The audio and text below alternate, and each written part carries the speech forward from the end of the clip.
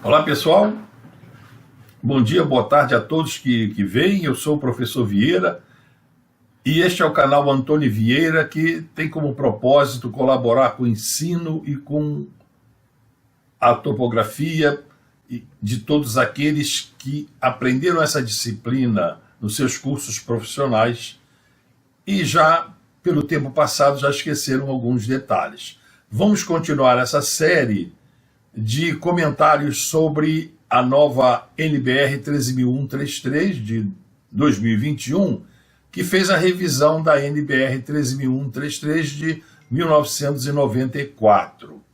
Vamos tratar neste vídeo da dedução das fórmulas do efeito da refração atmosférica e da curvatura da Terra, que entram prontas nestas normas, mas é interessante que o profissional saiba como elas foram deduzidas e, principalmente, como surge o fator K, o coeficiente de refração K, que muita gente, às vezes, não faz ideia como surgiu, e é interessante saber a sua história. Vamos tratar disso para que todos fiquem com mais conhecimento a respeito dos fenômenos que acontecem na atmosfera e que nós precisamos tomar cuidado para que não falseie as nossas observações. Vamos sempre focalizar isso para que se tenha em atenção que o efeito da curvatura da Terra, que na norma diz que é descartável, que é negligenciável, mas isso em algumas situações particulares, principalmente em planimetria. Mesmo em planimetria, quando se trata de determinação de coordenadas, em que queremos que o algarismo dos milímetros das coordenadas seja um algarismo significativo, a curvatura da Terra em planimetria não pode ser desprezada naquele valor que a norma diz que vai até 50 quilômetros de uma extensão ali do plano topográfico, ou um erro relativo de 1 para 35 mil. Temos que levar em conta a finalidade do trabalho.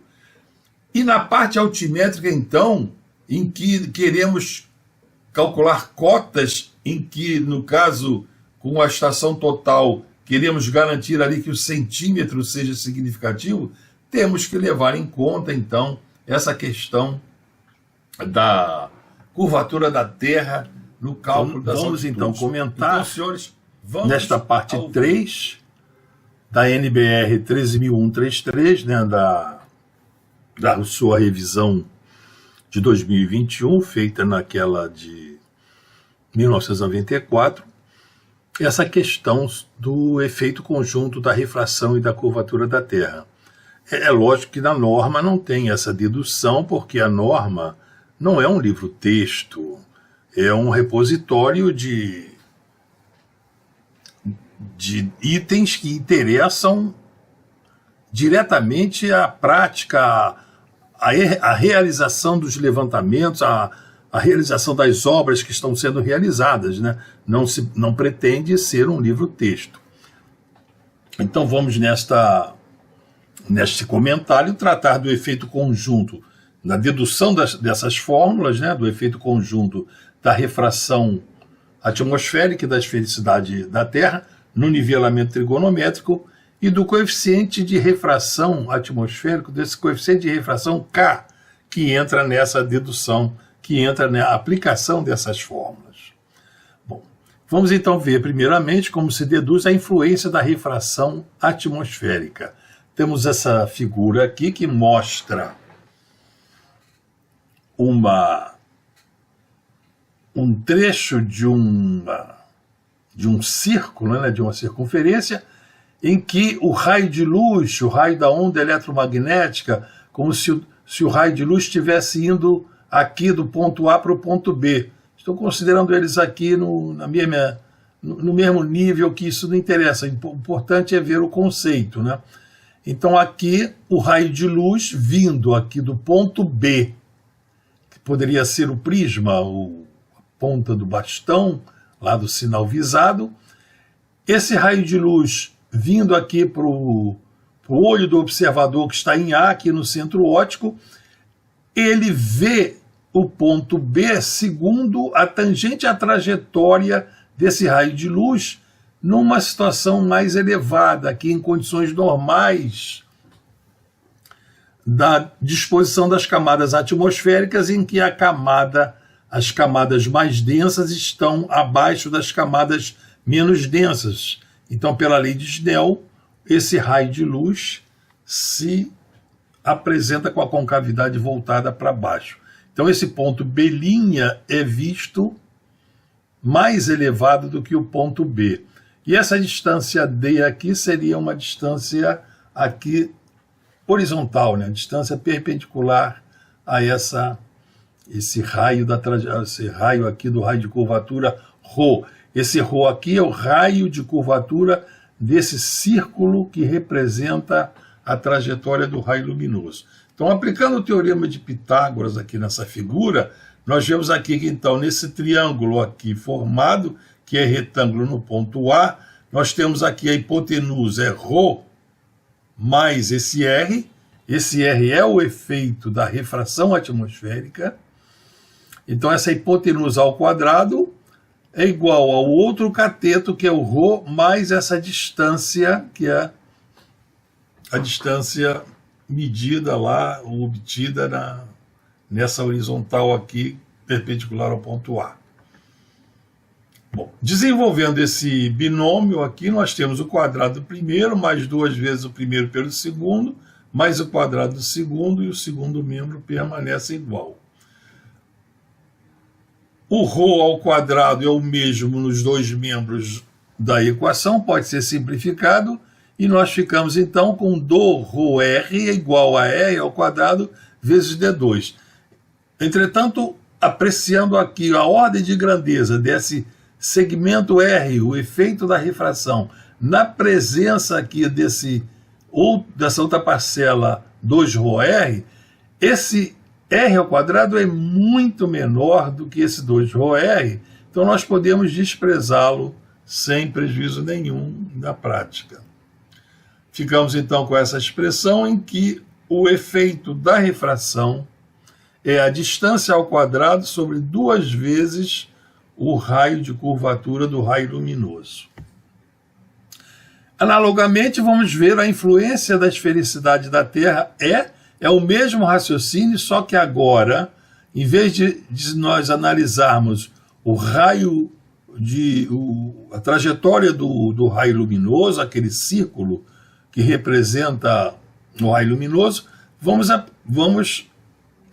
representar o raio médio aqui, aqui potencial, que passa pelo ponto A, seria já assim o raio da Terra, né? uma circunferência aqui, representando aqui o raio da Terra.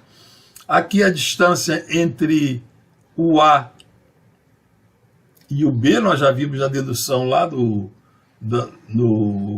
nivelamento trigonométrico, que o plano horizontal que passa por A, esse plano do topográfico local que passa por A, ele não representa, né, o efeito da curvatura da Terra, que desce a partir do ponto A, começa-se a ter essa curvatura da Terra que vai progredir na medida que nós nos afastamos de A.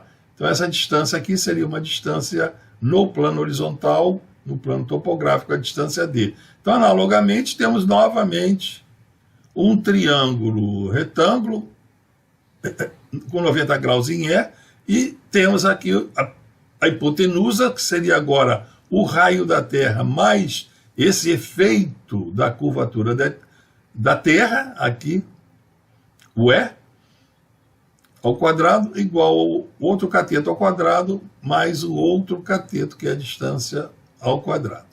Desenvolvendo esse binômio, como vimos já, o quadrado do primeiro, mais 2 vezes o primeiro pelo segundo, mais o quadrado do segundo. Temos aqui o R ao quadrado, que é comum nos dois membros da equação, podemos simplificá-lo, ficamos aqui com a equação nessa forma em que esse efeito da curvatura aqui ao quadrado, na presença dessa outra parcela, 2 vezes o raio da Terra, vezes E, esse E ao quadrado é muito pequeno, portanto pode ser expressado. Ficamos então com a expressão 2RE igual ao quadrado, e o efeito da curvatura da Terra então fica sendo esse, analogamente ao da refração, né? Só que agora, em vez do raio luminoso, temos o raio da Terra. Veremos agora o efeito conjunto da refração e da esfericidade da Terra, né?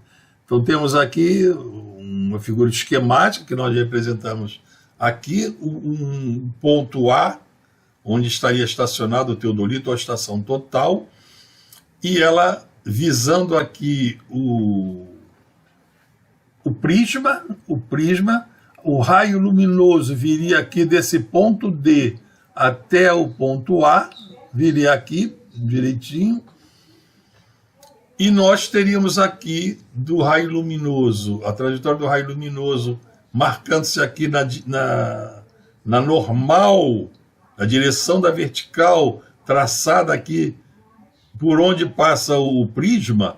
Nós temos aqui então o efeito da refração e também o efeito da esfericidade. Eu marquei do lado de cá, que é desde o plano topográfico, que passa aqui, plano horizontal, que passa pela estação, onde está estacionada, até a linha equipotencial, né, a linha de nível que passa aqui pelo ponto A. Então o efeito conjunto aqui que nós temos da esfericidade da Terra, nós vemos que o efeito da refração, ela subtrai, ela ameniza o efeito da curvatura da Terra, né? Então o efeito conjunto então vai ser do efeito da curvatura da Terra, subtraindo-se esse efeito da refração. Então o efeito conjunto, esse H é E menos R. Então aqui um esquemazinho que eu quero chamar a atenção, que é um esquema do nivelamento trigonométrico por visada unilateral, e eu quero mostrar a vocês as grandezas que se observam no nivelamento trigonométrico, né? Recordar é que estando aqui a estação total, aqui o sinal visado, no caso com o prisma, né? Então essa distância medida com a estação total, que eu representei aqui como D'T, ela está afetada pelas condições atmosféricas. Ela não é uma distância verdadeira, ela varia ao longo do dia de acordo com a variação da temperatura, da pressão, da umidade do ar, de acordo com toda a variação daquelas condições atmosféricas. Então esse Z marcado aqui, essa distância zenital, é a distância bruta medida ali com o teodolito da tangente à trajetória do raio luminoso que chega ao observador, esse Z. Então essa distância zenital Z é uma distância zenital que está afetada do efeito da refração atmosférica. Esse D então aqui é a distância, no caso, dessa horizontal tirada aqui ao centro óptico aqui da estação onde se está medindo a distância, né? Então esse D'T que eu representei aqui é a distância inclinada da onda eletromagnética sem corrigir a refração. E Dt é a distância inclinada corrigida da refração. Eu coloquei aqui Sears porque na topografia nós usamos as fórmulas de Sears-Szymanski para fazer a correção da refração atmosférica na distância medida, no valor da distância, no seu comprimento, mas ela continua sendo uma medida feita inclinada. A estação total, as estações totais modernas, elas fazem essa correção do D'T para o D, e depois fazem as outras correções para a distância inclinada e a distância reduzida ao horizonte, né? Então, eu quero então destacar aqui que no caso que essa distância D aqui marcada, né? Aqui estamos a distância zenital e outra aqui são ângulos alternos internos, e numa simplificação aqui nesse esquema, as verticais do lugar estão sendo consideradas paralelas, né? Porque nós estamos aqui numa simplificação que não há curvatura da Terra. Então essa distância D é a distância inclinada, corrigida desse efeito da refração, vezes o seno essa distância zenital bruta, essa distância zenital medida. Tá? Então hoje em dia pode-se usar essa fórmula, embora muitos formulários, muitos manuais mostrem distâncias horizontais medidas sobre aqui o nível médio do mar, mas não é o caso hoje em dia que se tem medidores eletrônicos de distância. Então vamos agora fazer essa dedução do efeito conjunto. O efeito conjunto, que é o E menos R, então basta colocar a expressão do efeito da curvatura da Terra, menos o efeito da refração atmosférica, e fazer uma simples algebrismo, né? Botando aqui, no caso, o D2, D ao quadrado, em evidência. D2 sobre 2, aqui nessas duas parcelas, em evidência, ficamos assim com a expressão assim, né? E aqui, entre parênteses, vemos que o mínimo múltiplo comum aqui nessa subtração de frações é o produto aqui R vezes ρ. Então, fazendo aqui o MMC, né, é R vezes ρ divididos por R, multiplica o numerador, é o ρ, e a mesma coisa aqui, R vezes ρ divididos por ρ, fica o R, que multiplicando lá pelo numerador fica R. Né? Ficamos com eles assim, né? Então, pondo ρ em evidência aqui no numerador, no numerador, né, tirando o ρ para fora do parêntese, né, nós ficamos assim com essa expressão, de modo que podemos simplificar o ρ aqui fora do parêntese com esse ρ aqui dentro do parêntese, e a expressão fica dessa maneira, pondo então o R para fora do parêntese, ficamos com ele assim. Então ficamos com a fórmula do efeito conjunto dessa maneira. Agora aqui é que vamos entrando com um novo conceito que nós vamos falar um pouquinho sobre ele. Então, por definição, chamou-se a essa razão entre o raio da Terra e o raio de curvatura do raio da onda eletromagnética, chamou-se de K. Esse K, então, ficou sendo chamado coeficiente de refração, porque ele está relacionado com a refração, porque esse raio de curvatura do raio luminoso, ele varia de acordo com as condições atmosféricas, de acordo com as condições ambientais. E então ele é chamado de coeficiente de refração. A expressão fica então D ao quadrado sobre 2R menos 1 menos K. Agora, como se determina ou se determinou esse coeficiente de refração? É isso que vamos mostrar a vocês a seguir. A determinação do coeficiente de refração, né? Então, na região do levantamento topográfico, determinou-se por nivelamento geométrico de precisão várias referências de nível que tinham visadas desobstruídas duas a duas. As condições ambientais eram, ou deveriam ser, eram próximas das que existiriam durante o levantamento. Então imagina aqui nesse contorno verde, a região onde se faria a obra, onde se faria o levantamento, e esses quadrados pretos representando assim 10 referências de nível que no reconhecimento se viu que eram intervisíveis. E se fez nivelamento e contranivelamento de precisão entre elas para se determinar o desnível entre cada par dessas referências de nível.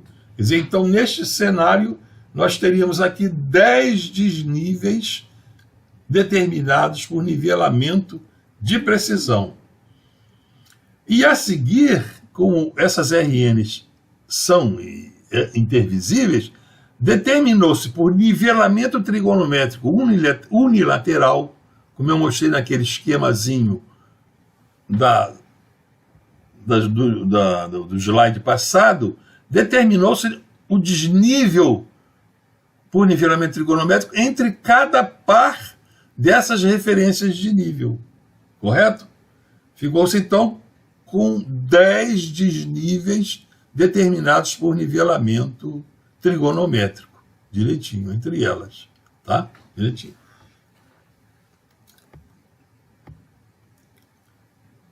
Vamos aqui, então, a expressão, reparem aqui o esquema do nivelamento trigonométrico, sem considerar a refração de esfericidade e refração. O desnível entre os pontos A e B, nesse nivelamento trigonométrico, sem considerar a refração e a esfericidade, é essa hipotenusa aqui desse triângulo, projetada aqui nessa vertical que passa pelo ponto A, seria d cosseno dessa distância zenital. Esse dv aqui é o d cosseno z. Então, nós temos aqui a distância d cosseno z, no caso aqui, d cosseno z, somada com essa altura do instrumento, tirando-se a altura do sinal, o HS, a altura do sinal visado do prisma, nós ficamos com essa diferença de nível entre A e B. E, ao se considerar o nivelamento trigonométrico, considerando o efeito da refração e da esfericidade, o nosso desnível seria esse. D cosseno Z, esse efeito conjunto da refração e da esfericidade, que nós já vimos anteriormente, e esse é o HI, a altura do instrumento menos a altura do sinal. Essa é a expressão que nós temos aqui, tá? Correto? Então, nessa expressão do nivelamento trigonométrico, o que é que nós conhecemos? Conhecemos esse ΔHB, que é o desnível entre as duas RNs intervisíveis. Conhecemos ele. Conhecemos. E vamos usar aquele dado pelo nivelamento geométrico de precisão. Conhecemos essa distância D, que é medida lá, no caso, tendo distância de geometria eletrônico, é medida com ele, porém com a correção atmosférica desabilitada da estação total. Porque a estação total, se estiver habilitada, a correção de curvatura e refração, ela já leva em conta esse efeito da refração, e não é o caso, é esse que nós queremos que fique em evidência aí nesse trabalho para nós determinarmos o coeficiente de refração. Tá? Conhecemos a distância zenital, medida ali com a estação total, teodolito, né? Conhecemos a altura da estação e a altura do prisma, lá, a altura do sinal, né? Raio, esse R aqui na expressão é o raio médio local da Terra, é o raio da Terra, o raio médio local, e a única incógnita, então, que temos aqui é o K, esse K, o coeficiente de refração, é a única incógnita que nós temos, tá certo, senhor? Então, conhecemos tudo nessa equação. O desnível determinado por nivelamento geométrico de precisão, o D medido lá com a distância total, ele projetado aqui no horizonte, direitinho, a altura do instrumento do sinal e o raio da Terra. Bom, como é que se determinou então esse coeficiente de K? Valorizou-se e resolveu-se aquela equação com os 10 valores de K. Os 10 valores, né? Então, para cada ΔH medido aqui, tinha uma incógnita que era o K. Tinha aqui, nessa equação, tudo conhecido menos o K. Então, teríamos, então, 10 equações aqui, teríamos 10 valores de K medidos aqui nessa região. Então, considerando os valores de K determinados, poderia-se, né, tirar a média, desvio padrão da média desses valores do coeficiente de refração. Né? Os valores usados modernamente, que se coloca na estação total, que os livros de topografia citam e adotam para esses valores de K, do coeficiente de refração, foram determinados nos séculos XVIII e XIX na Europa.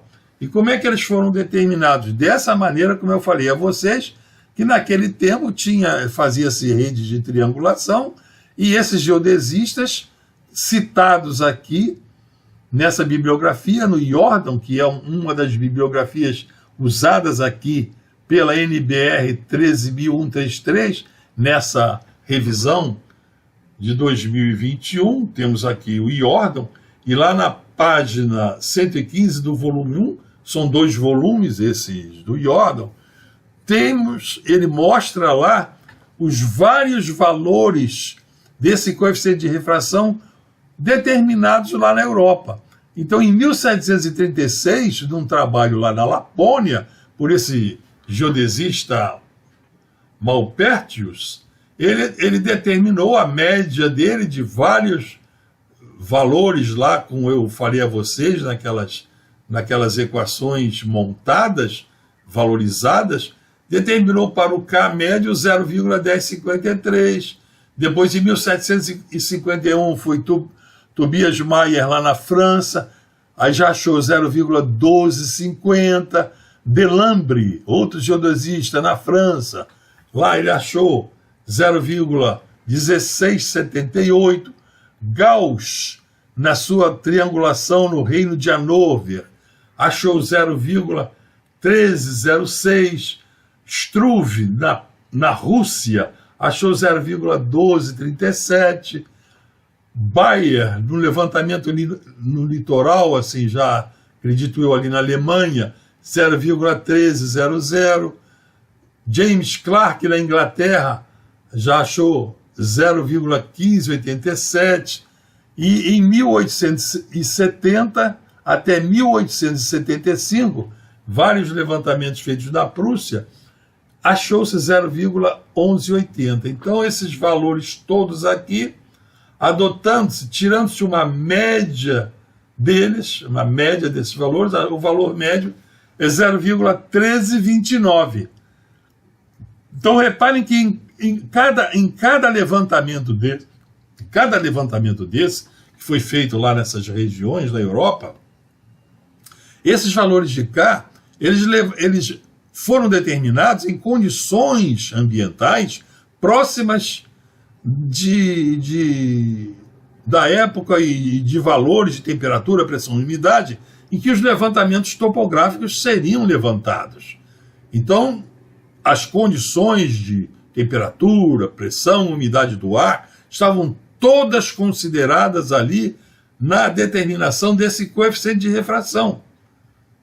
Então, esse valor médio aqui é um valor médio já daquelas condições. É lógico que se algum de vocês quiser determinar o valor para a sua obra, faça como eles fizeram e vai se determinar o seu valor. Vocês vão ver que o valor deve chegar aí por perto, porque a Terra, né, o planeta, o ambiente, ele é muito próximo das condições ambientais. Bom, então o coeficiente de refração K é o raio da Terra dividido pelo raio de curvatura da luz. Então, o raio de curvatura do raio luminoso é o raio da Terra divididos por esse coeficiente de refração. Então, o raio de curvatura da onda luminosa é o raio da Terra divididos por esse 0,1329, que dividindo-se 1 por esse valor, nós vamos ter que o raio de curvatura do raio luminoso, ele é, em termos médios, 7 vezes e meio o raio da Terra. Então, esse valor, 7 vezes e meio o raio da Terra, que consta nos livros de topografia, nos manuais técnicos, e é levado em conta aqui na NBR 13133, foi levado em conta naquela versão de 1994, e nessa revisão de 2021 continuou sendo levado, que é um valor conservativo. Então é um valor, isso não é um valor assim, vamos dizer assim, uma variável ótica, é uma variável que está relacionada com a ótica física, porque ela foi determinada em umas condições ambientais que estava implícita ali temperatura, pressão, umidade do ar, que seriam verificadas e estariam presentes quando o levantamento topográfico fosse feito. Correto, senhores? Então assim surgiu esse coeficiente de refração. Assim está. Então era isso que eu queria falar para vocês na aula de hoje. Espero que tenham tirado proveito. Compartilhem esse vídeo para que o YouTube o leve para mais pessoas e fortaleça o nosso canal. Até a vista, pessoal. Oi?